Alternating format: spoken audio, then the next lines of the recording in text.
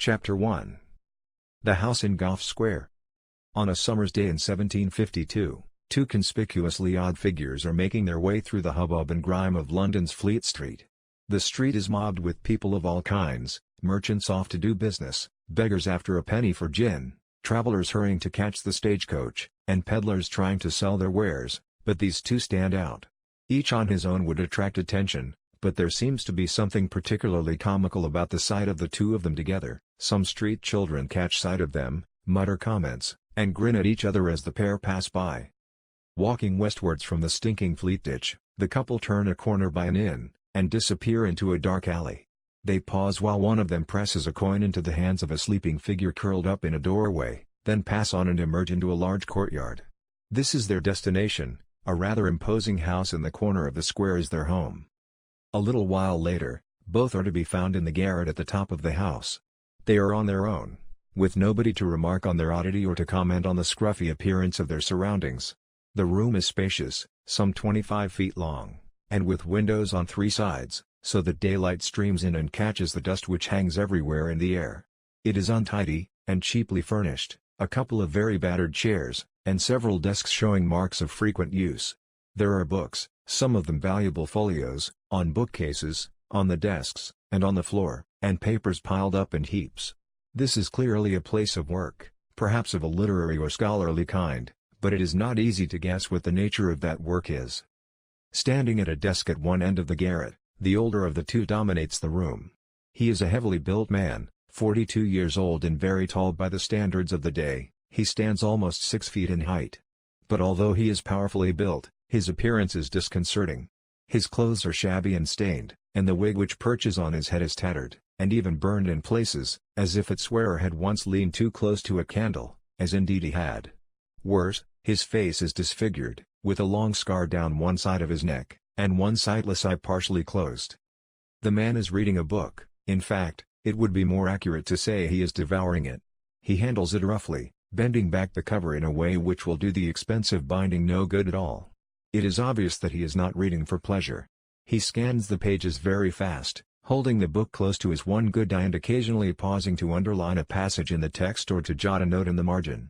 As he works, he mutters and grunts to himself, occasionally emitting a strange whistling sound, too. From time to time, his face is convulsed by some kind of nervous twitch. It would be easy to take him for some kind of madman. Anyone who made such an assumption would be astonished to discover the truth about this man. He is Samuel Johnson, and the work he is engaged in, compiling a dictionary of the English language, will, in a few years' time, make him one of the most famous figures in the land. He will become so emblematic of his time that it will often be referred to later as the Age of Johnson. Further down the room another figure sits at one of the rough desks, a boy, about 10 years old, Johnson's Fleet Street companion. While Johnson reads, the boy entertains himself, scribbling on one of the many scraps of paper left lying around. Sometimes he draws pictures. Like many other children of his age he practices writing his name over and over, Francis Barber, Francis Barber. He also writes out repeatedly another word which any child might write in this time and place, England, England, and one which is more surprising, Antigua/in. Like Johnson, Francis Barber stands out in the London crowd, though not for his size or his mannerisms, but for another reason: he is black. While black faces are not unknown in London, they are unusual. Indeed, a black servant is regarded as a fashionable novelty. But there is something else which is different about Barber, something which sets him apart from Samuel Johnson and indeed from almost all other Londoners. Francis Barber was born a slave. He lived on a Jamaican sugar plantation until he was brought to England by his owner, and has only recently joined Johnson's household in Gough Square. For him it means entering a whole new world. More than 250 years later, on a damp autumn night, I find myself walking down Fleet Street, heading for Gough Square. The name of the street carries a weight of historical baggage, but there is little sense of the past in the present buildings. Many of the shops could be found on any suburban high street. But to turn off Fleet Street into the alleys which run north and south is to step back in time. Johnson, that great Londoner, once declared, according to his biographer, James Boswell, that if you wish to have a just notion of the magnitude of this city, you must not be satisfied with seeing its great streets and squares, but must survey the innumerable little lanes and courts. This is the area he had in mind when he said those words, as he lived for over 30 years in a succession of houses in the courts around Fleet Street. I turn into Wine Office Court, a small covered alley whose name hints at the time, 300 years ago, when it was home to the licensing office. On the corner is a pub, Ye Olde Cheshire Cheese. The name is a cliché, but for once it seems almost justified. The claim on the sign outside, restored 1667, is true. On the wall a list of famous visitors includes, inevitably, Samuel Johnson. Well, perhaps, he certainly liked a tavern, and his home is not far away. Walking a few paces farther on I pass some substantial Georgian houses, one of which was home in the 1760s to Johnson's friend, the Irish author Oliver Goldsmith. The alley is no longer covered over, but there are tall buildings to the right and left, and not much sunlight can get down here. The paving stones are slippery, and tinged with green. The alley broadens out and divides into two. Taking the left fork, I walk the 20 yards into Gough Square. The square itself is attractive and retains some of its 18th century atmosphere, but most of the surrounding buildings are modern and nondescript. During the Second World War the area was bombed so flat you could see all the way to St. Paul's Cathedral. Many of the offices seem to be occupied by barristers, and in a curious echo of Johnson's day a yellowing wig can be glimpsed hanging on a peg in one such office, a reminder that we are close to the heart of legal London. The light from the windows ensures that even at 7 o'clock in October the square is well lit. Only at the weekend, when the area is deserted, is there a sense of how it might have looked when Johnson and Barber lived here, dark and rather threatening. In the northwest corner of the square, number 17 stands out from the other buildings. It is a solid 4-story house, built in the early 18th century. A plaque announces that Dr. Samuel Johnson once lived here. Visitors usually enter by a modern doorway at the side of the house, but tonight the front door is open. The door, which is up a few steps, is stout, and a massive chain can be pulled across, for added security. There is a bar across the fanlight. In the mid-18th century, with no streetlights, and with only a rudimentary police force, the house must have presented a tempting target to burglars. It would have given the impression of being occupied by a man of means, although to any burglar the contents of the house would have come as a severe disappointment. I have come to attend a lecture, which is to take place in the famous garret where Johnson compiled his dictionary. The subject is celebrity in the 18th century, but what we hear is not an account of the great names of the period, Johnson, David Garrick, Henry Fielding, and the rest.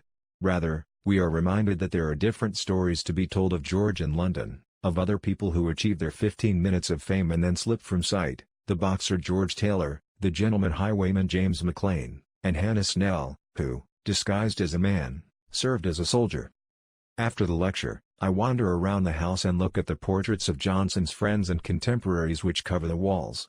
To examine these pictures is to return from the forgotten figures of the 18th century I have been hearing about to the well-known characters, so familiar from Boswell's Life of Johnson. It is a sort of 18th century who's who: Boswell himself, the statesman Edmund Burke, the novelist and diarist Francis Burney, Oliver Goldsmith, and the painter Joshua Reynolds. Among the famous names, however, one portrait stands out from all the others. The subject is a black man, quite young, perhaps in his 20s or 30s. He is good-looking, with high cheekbones and clear skin. He appears to be quite slight, although the voluminous coat he is wearing makes it hard to be sure of this. It falls in deep folds across his chest. Around his neck he wears a white stock, which comes high up his throat. The artist has set him, slightly incongruously, in the open air, against a backdrop of white clouds and blue sky. The expression on his face is solemn, if not melancholy, and he stares into the distance to his right-hand side. The overall impression is one of nobility, and yet the inscription beneath the painting states that this is Francis Barber, Dr. Johnson's servant. How did this young man come to take his place among some of the most famous figures of his time? This book sets out to tell two stories. The first is that of the remarkable journey of Francis Barber, from a sugar plantation to the heart of literary London. Born the property of a slave owner, Barber had no prospect of any kind of independent existence, yet he made a life of his own in 18th century England and ended up as the heir of one of the most celebrated men of the day, and one of the most famous of all time. The other story is intertwined with the first. It is an account of an unlikely friendship, that between Francis Barber and Samuel Johnson. The former Jamaican slave and the man of letters had at first little or nothing in common, yet their relationship lasted for 32 years, changing and developing over time. During much of that period the two lived in the same household in a state of increasing interdependence. There are numerous biographies of Johnson, and each of them mentions Francis Barber, but inevitably their primary concern is with the great writer. Barber often appears as little more than the passive beneficiary of Johnson's charity, someone whose sole function is to show Johnson in a good light. But in truth there was much more to their relationship, and far more to Francis Barber. The story of Barber's life also has a wider significance. It opens up a window to an unfamiliar world.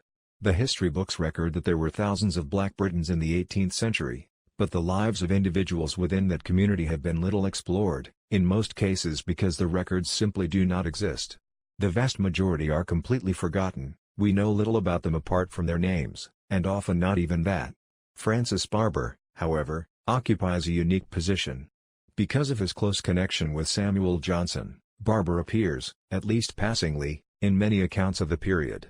In biographies of Johnson like those by James Boswell and by Johnson's executor, John Hawkins, Barber has a walk-on part, and he also makes occasional appearances in the letters and diaries of other contemporaries, such as Hester Thrale and Francis Burney. His story allows us an unusual glimpse into the black community of 18th century Britain, and a reminder of a time when there were slaves on the streets of London.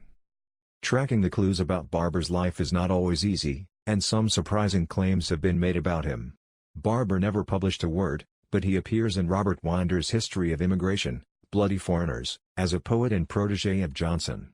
In a poll which appeared in the London Evening Standard ranking Great Black Britons, Barber is listed as a writer.